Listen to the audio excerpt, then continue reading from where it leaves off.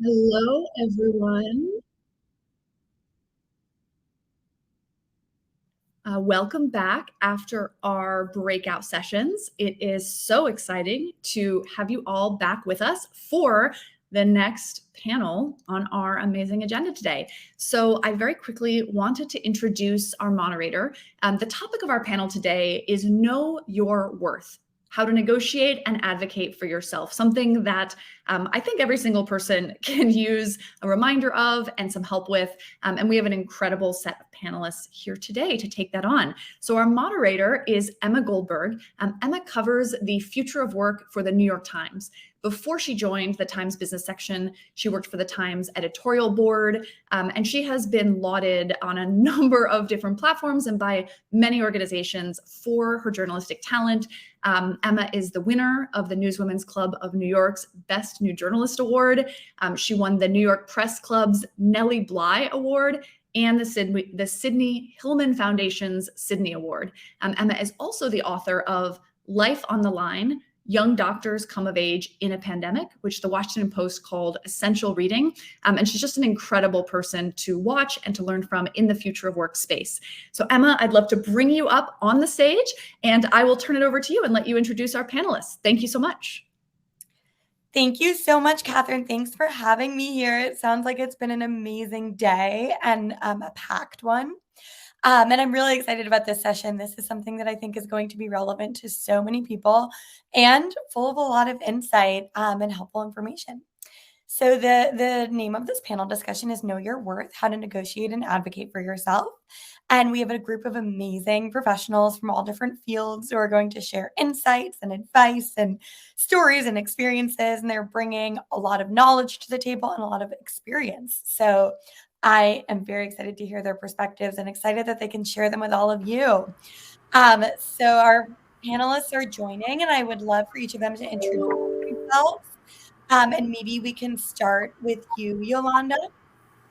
Sure. Hi, my name's Yolanda Owens, and I'm the founder of CareerSensei Consulting. I'm also a coach with the Muse, and I work with professionals to kind of navigate their ways through their careers, whether it is that they're doing a job search or navigating the landscape where they are in their current workplace. I'm there to help.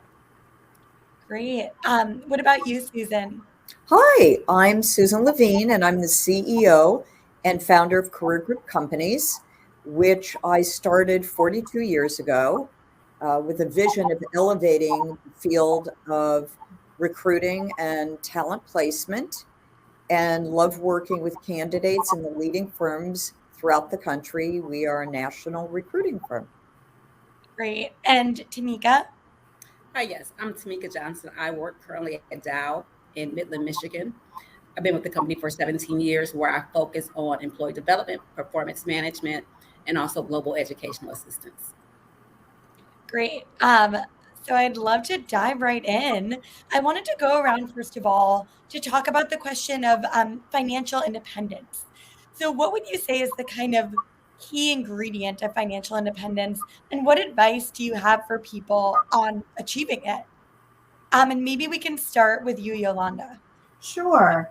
In terms of financial independence, I would say the key to that is first understanding how money works, and secondly, having a really strong sense of self-awareness. It's most people think that you need to make six figures in order to be financially, independent, later on in life, but that's not necessarily the case. You really need to learn how to use the money that you have, whether, paying your bills or getting out of debt or generating more money for yourself, and being able to spend it in a way that feels good to you, but doesn't end badly. It's kind of having a discipline of that, and learning how to do that is really the key to having financial independence. So again, you don't have to be a big baller in order to do that. It's just learning to work with what you have, so you can set yourself up for success later. Great. What about you, Susan? Could we kick that question over to you on financial independence? Well, as a woman entrepreneur, I really believe that, number one, having a goal financially in mind, being mindful of how you spend your money, always budgeting, of course, trying to not live above your means. I think being up to speed as to what's going on in the economy and worthwhile, I'm going to say conservative investments, I think is really, really important. And taking certain risks that are not too bold, but always being in control of your own financial future. Great. Tameka, can we kick this question over to you? What would you say is the core ingredient to financial independence? I would say the core it's about knowing your budget, right? Setting a budget and making sure you're sticking to that. It's easy to go out and say, you know what, I want to buy X, Y, and Z, but just be mindful of your goal and setting goals, right? What is it that you want to accomplish? How much money do you want to save within a certain year? I believe that's an important key component to having financial freedom and keeping a budget and staying on track. Great. So now I want to talk about salary negotiations, which I think is something that a lot of people, like even the term kind of feels scary to think about. It's like it's not something anyone is used to going forward and asking for the money that you want or need. It can feel like an inherently uncomfortable thing. And so I want to hear from each of you some best practices on things people should know in going into salary negotiations. And in particular, what can you do to advocate for yourself? Susan, can we start with you? Okay, thank you very much. I love this topic. I think what's really, really important is to have a realistic value that you put on yourself within an organization. I think that, we do a lot of salary negotiations on behalf of all the candidates that we place, and we coach people specifically on this topic. One, you should have done your market research to know what people at your level are making across all markets. The industry that you're in actually plays a large part in somebody's salary to begin with. So going in and asking for a 20 or 30 or 40% increase is probably not going to lead you down the best path. And so I think if you look at market research, we provide a market and salary guide for most of our clients and candidates. You'll see what people are earning at your level. Are you 2 years into your job? If you've been there 10 years, the market conditions today are very different than pre-COVID. So I think you have to be realistic. I think you have to have a game plan. I always call it a roadmap. And I think that you have to be able to present yourself in an intelligent, eloquent, sort of factual way to your employer so that they take this request seriously. And in a market like this, we are finding that if people have this data to provide in a thoughtful way, they will get that increase that they are looking for. But if you simply come up with an arbitrary number that's unrealistic, I don't think it's going to be taken seriously. That's all really helpful advice. Yolanda, can we go to you next? I think you're muted.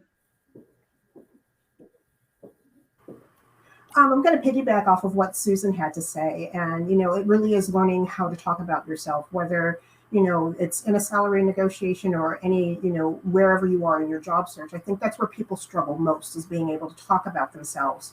So being confident in your abilities and also being very, very self-aware, understanding what you want, what you don't want, and what you're willing to compromise, and thinking about those things up front. Oftentimes in negotiations, people don't think about those things. They get the salary range in an initial, call, but when it comes to getting the offer, then they're not quite certain what to do. It becomes tangible for them. So having that conversation, say, for example, you talked about one number and you're offered another, or you learned that the job is entailing through the conversations that you have entails more than what you had anticipated, and you feel like you're worth more in the market. So having those kind of conversations and not being able to, not being afraid to speak up for yourself, and also learning to quantify what you want. It's not only just about the base salary that you're negotiating. You also have to understand what other value is on the table. And also being willing to talk about some of those non-monetary compensations, whether it's going to be vacation time, things of that nature. So kind of meeting the employer where they are, and also meeting your own needs, not only from a monetary standpoint, but looking at the big picture and making sure that that's going to be an environment and a kind of situation that's going to be palatable once it's sustainable for you long term. So learning how to do that. So I often tell clients that I work with, it's not necessarily about a length of time that you were in a role, but it's actually about the number of wins that you contributed to while you were there. So if you're able to quantify in that respect and give them a hard number, that's really going to be to your benefit. And again, giving them a hard number, not giving them a salary range, picking something that makes you a bit uncomfortable when you're talking about that salary. And then, you have some wiggle room, or there's some room for conversation around that. Great. And Tameka, do you have anything to add on this? Salary negotiation tactics? You're muted, by the way. Sure. I believe Yolanda and Susan pretty much covered it, but I would just go back and say preparation, do your market research, know what you have to offer the company, how would you benefit the company, and then also some of those non-negotiables. So basically, what won't you accept? And remember, it's not always about salary, it's about vacation and other benefits and perks when you're thinking about negotiating what you would like for income. So that's a really good point. The total compensation package. Correct. Great point.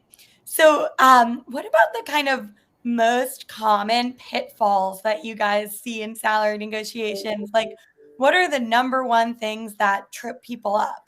And maybe we can go reverse order this time. So Tameka, back to you. Well, I'm definitely not an expert in this space. I believe a lot of times people don't, I don't want to use the word fight, but don't negotiate on their behalf, right? I think you need to know your worth, know your value, and be confident to speak for that. And then just make sure you're doing your research for the industry that you're looking to work for, or that you're working in, so that you'll be prepared to make those negotiations. But I think what is key is making sure that you speak up for yourself and be able to have the data to back up what you're asking for. Yolanda, can we go to you on the most common mistakes and pitfalls? You're muted. Yes, I think the most common mistake people make are worrying that they're going to offend an employer. So instead of negotiating, they settle. And my grandmother always used to say, you can't catch a fish unless it opens its mouth. So you have to ask for what it is that you want. The worst thing that they can say, no. But you've lost nothing but a little time and opportunity by making that ask. So it's really important to be able to speak up. Another pitfall is that often people try to negotiate before they actually have an offer and can talk themselves out of a position. You get the salary range and you already start talking about, benefits and things of that nature. Wait till you get the job. The prime time to do the negotiating is from the time you get the offer to the time you sign the offer. That's when the negotiating period should be happening. So keeping that in mind, so you're able to own, the conversation and have some autonomy and how those things go. And then, like I said, making sure that you're setting a solid number for yourself and not a range. Being really clear about your expectations and being vocal about that. So there's no room for, misinterpretation in that, and that everyone's having the conversation from the same vantage point. Susan, anything to add on this topic? Yes. First of all, I agree with a lot of what Yolanda just mentioned. We coach our candidates never to even have a discussion about compensation at all in an interview. It's really something, especially if you're being represented by a recruiter, that we want to negotiate on their behalf. It's very difficult for most people to negotiate in the right way for themselves. So to have an objective party be able to handle that will, quite frankly, often lead them to having a better, stronger compensation package. So it's true. It is not just about somebody's base salary. So many different things go into it. Is there a 401k? Is there a sign-on bonus? What does the benefit package look like?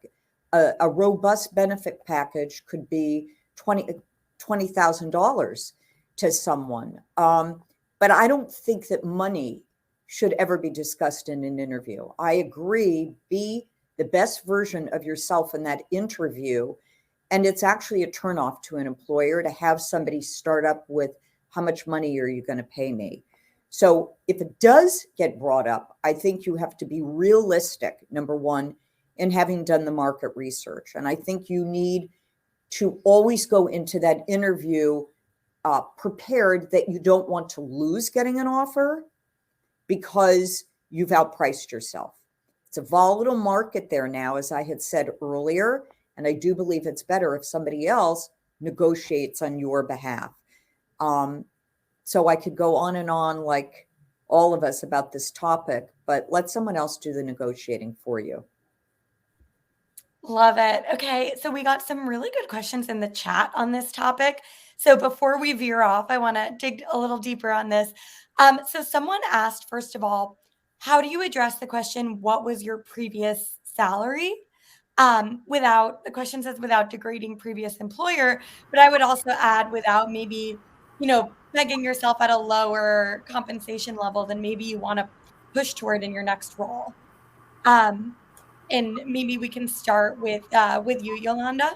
Sure. I often coach clients not to answer that question, whether they're asking you what you're currently making or what you'd like to be making in your next job, not to answer that question. Instead, turn the question on them and ask them what they're budgeted for. Say, I appreciate you asking me that question, but to make sure that everyone's time is respected, if you can tell me the range for this position, I'd appreciate it. That way, you aren't giving away any of your autonomy. You are not giving away your bargaining power in that situation. If you give them a number up front, then that gives them leeway to make decisions for you. It could be that, you're leaving your job because you didn't like the salary and you want to be making more. And by giving that salary range, you give them an opportunity to either give you something that's going to be lateral or maybe a couple of $1,000s more if you're looking to make more money.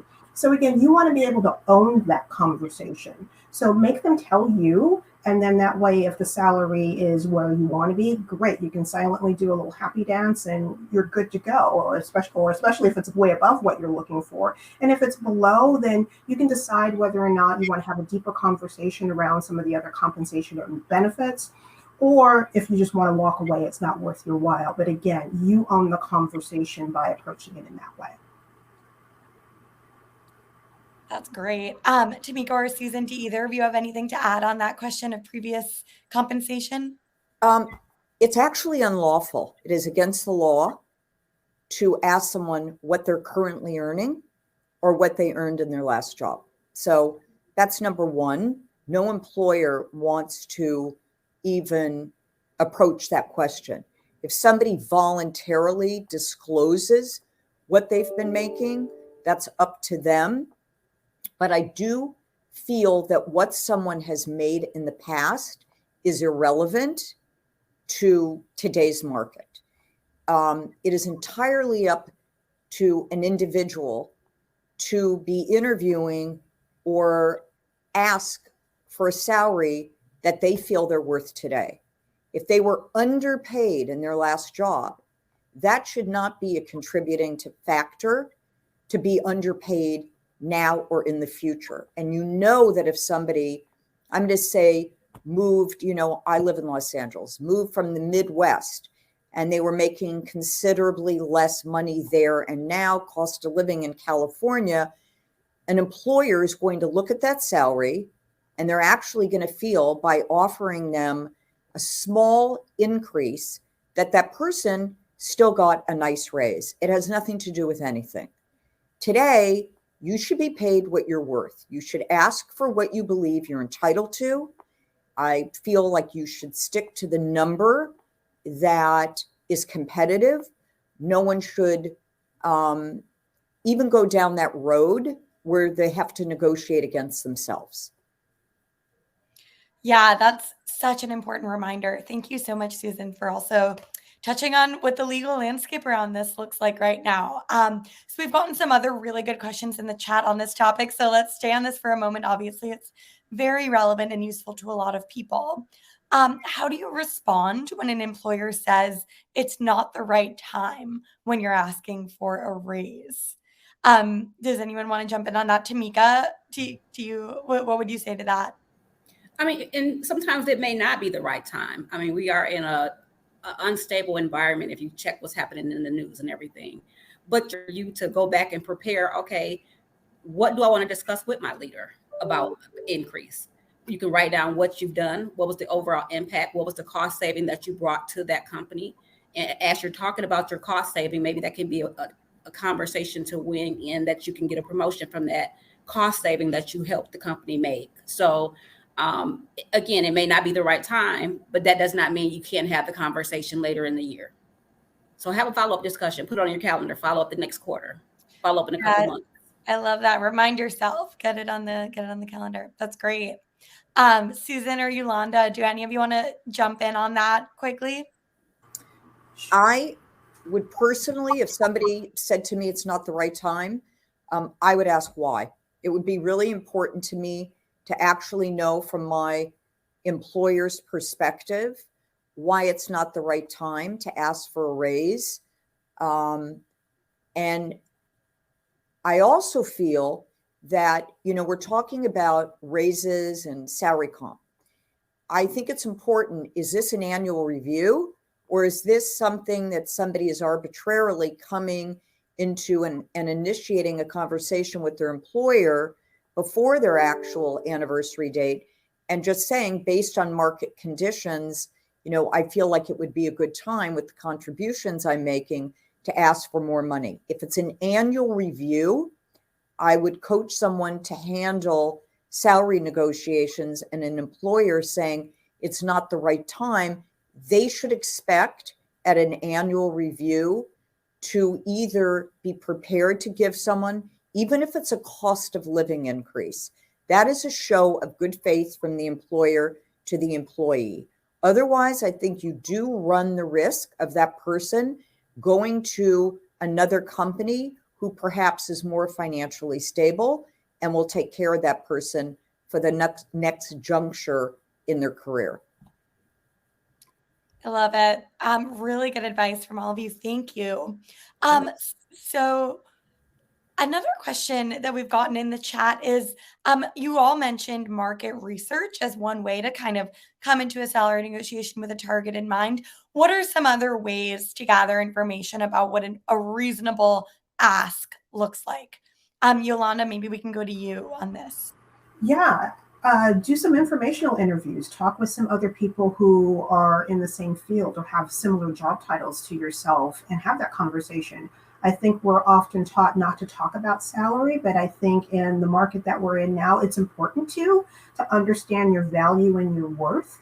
It's not always about a median range. You want to understand people who are doing similar work to yourself, what they're doing and what their experience has been, not just from a base salary standpoint, but what companies are offering and how they're treating them, getting an understanding of that and the type of work that you're doing. When you're doing job searches, job titles and responsibilities can fluctuate, and it's kind of on a continuum across the spectrum. So getting that understanding from other people who are on that spectrum with you is going to give you a really, really good baseline of where you fall and what you feel comfortable asking for, and setting realistic expectations for yourself at the end of the day. Great. So a lot of companies are moving to more transparent salary ranges, and in some instances that's compelled by law. New York has new laws around this. There's Colorado. There's, more and more places are putting this on the books. But someone notes in the chat, some of these ranges are so broad that they start to feel meaningless. Like, when New York's law took effect, there were all sorts of social media posts and articles about ranges that were as large as 70,000 to 200,000 or even larger. So what do you all think about whether this is going to be a trend that sticks around? And then for candidates, do you have any tips on how to read between the lines when the range is that large? Tameka, can we go over to you first? Sure. Again, I'm not an expert in this particular space, but I would say you wouldn't primarily want your colleagues to know how much money you make, for one. And so I think having that broad range, it just depends on your skill set. Everyone brings something different to the table. So just having an open dialogue with your leader, partner with your leader to find out, okay, if you have a certain skill set, give them an idea of what you feel you are worth and let them tell you differently. But I think I don't think it'll be, I can't see the world going into a transparent pay scale for everyone to know how much a person makes, because we all bring something different to the table. That's just my personal opinion. I don't think that'll be a benefit also, because again, we all have unique qualities and skill sets. So I would say have a one-on-one conversation with your leader about compensation and be able to explain why you feel you should have a certain pay rate. Susan, can we go to you? Sure. Well, I think there's two different factors here. I think number one, and you're right, based on laws, even when you run an ad today, you have to have a range that discloses what you're actually prepared to pay someone. And so what's happening is people are writing 70 to 200 because the employer doesn't necessarily want to be pigeonholed into paying someone more than what they feel that individual's worth. As far as internal equity goes, I think that people speak internally about what they're making anyway. You know, as an employer, I used to wonder why people were not more confidential about their compensation. But when you have a culture where people are friends at work and they're talking, I think it is human nature for people to probe and want to know that perhaps is the person next to them that's doing a similar job paid the same compensation. I think that most employers are not going to share what other people are making, but you should not, it should be less about what someone else is making. I'm going to go back to that. And I think it's going to be about what you believe your own worth is, what you have to bring to the table. I do think how long you've been somewhere plays a role, how many years in an industry. I think what someone is earning in tech, I believe the chat talked about tech, what somebody's making in the tech world or the finance world is very different than what somebody is making in the administrative or fashion world or the event world. And so I think there are so many factors. You really should stay on track to what you want, what you feel you're worth, and that's really what you're advocating for.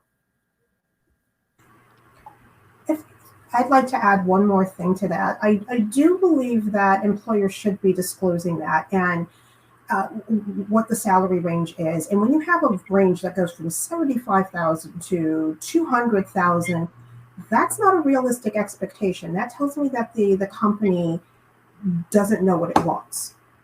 If you know that you're hiring for a particular level and you have a particular budget that you are working within, why not self-disclose that? Then it gives the person who is looking for a job, they can look at that and be like, okay, yes, that's falling within the range that I'm looking for, and know whether or not they're going to be wasting their time applying for a position. The last thing a candidate wants to do is to go into an interview process and go through 5 or 6 different interviews and then find out that the job is offering them $50,000 less than what they're currently making.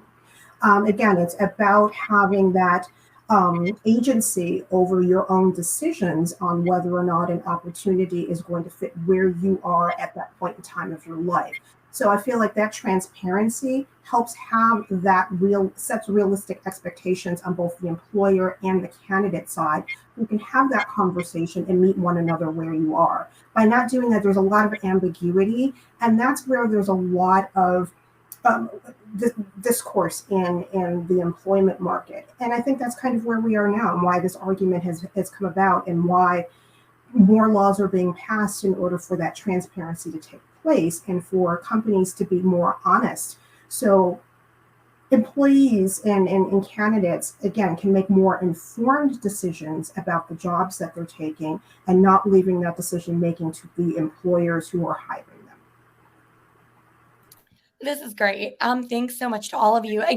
We have about 10 minutes left. So for all the people listening, if you want to jump into the chat and add more questions into the mix, we'll try and get through some of these last ones as quickly as possible.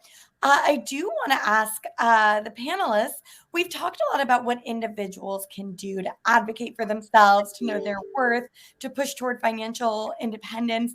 What should companies be doing to really nurture and support their employees and ensure that they're getting access to opportunities for growth, development, and financial growth too? Tameka, can we go back to you on this? Sure. So just so I'm clear, what is the companies should do to help their employees? I believe offering webinars, seminars about what the company have to offer, such as programs, making the time so that employees can attend those sessions, so that they can be aware of what is available to them, the tools, the resources, to help them have a better awareness of how they can know about the tools and resources available to them at the company. So I think employees also have to take advantage, right? Because they are also empowered to navigate their career journeys. So they need to take advantage of what the company has to offer to them, attend the sessions, make the time, block their calendars off to go, to prepare for, so that they'll be aware of what the company is offering them. Susan, can we go to you? Well, I would say the number one thing that I like to offer people coming into our company is a path, a growth path, the opportunity to be able to carve out a niche and grow with us.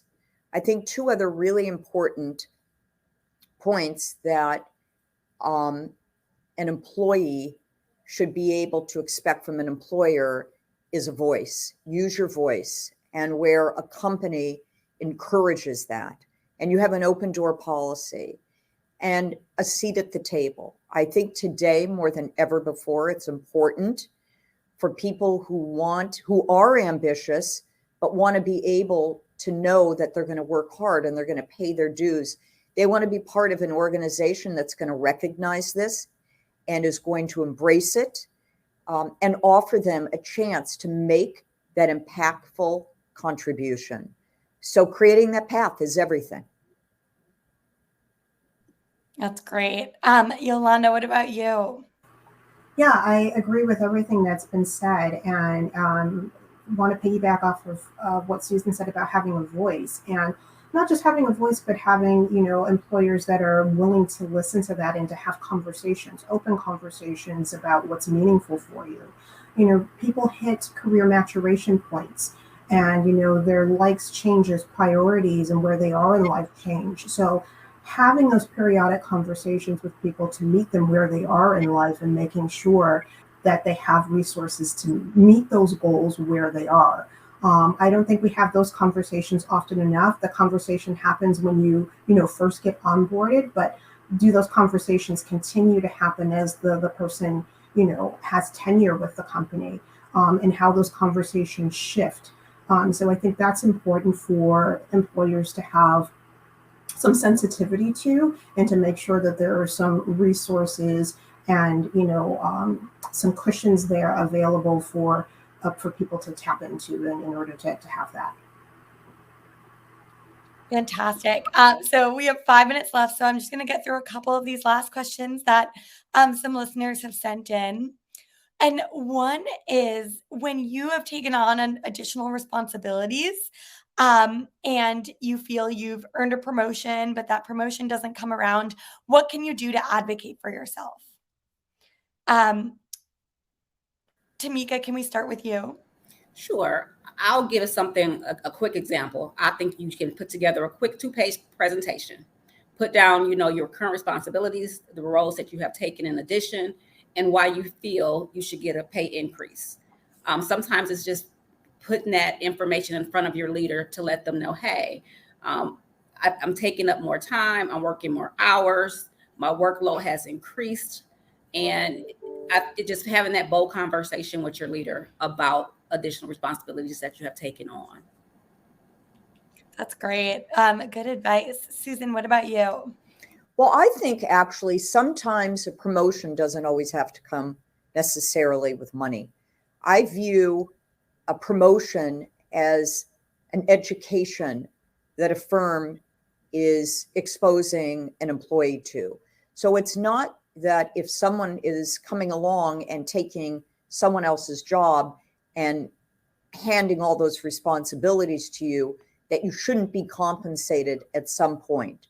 But I think one's eagerness to learn and to grow and to be educated within the company has tremendous value. So I promote people from within all the time. And again, they're happy to take on those responsibilities because it stimulates them. It's part of the path process that we spoke about. And then a good employer is aware, I believe, of everything that's going on with their employees within their organization.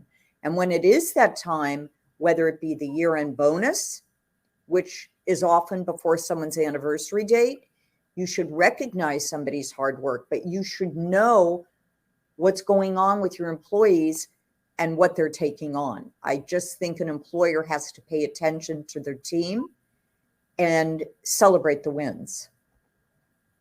That's great. Very good advice. Yolanda, any last thoughts to add to this?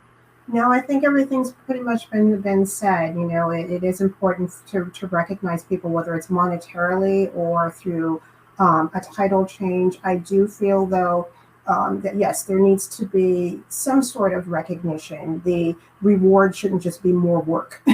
There should be something else to compensate you for the extra time and the effort. And yes, you want to learn and grow and you want to prove yourself, but you also, you need a motivator as well. And if there's no motivator for you to continue to learn and grow, you're going to become stagnant. So as long as there's some sort of recognition and way of compensating you for the extra effort and the ambition that you're putting forth, I think it should all, kind of wash out in the end. Right. You don't want to do work for free. It's true. Exactly. Well, thank you so much to everyone who tuned in for this conversation. I think we touched on a lot of topics that are just crucial to be turning over in your mind all the time, seeking out resources, seeking out advice, because this kind of knowledge of how to navigate these systems isn't something we all just come to naturally. We find it by seeking out expert advice.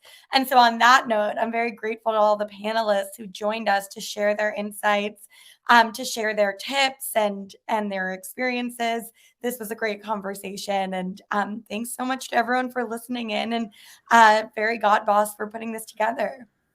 Thank you. Thanks so much for the opportunity, and best of luck to everybody in the audience. Thank you. Thank you so much.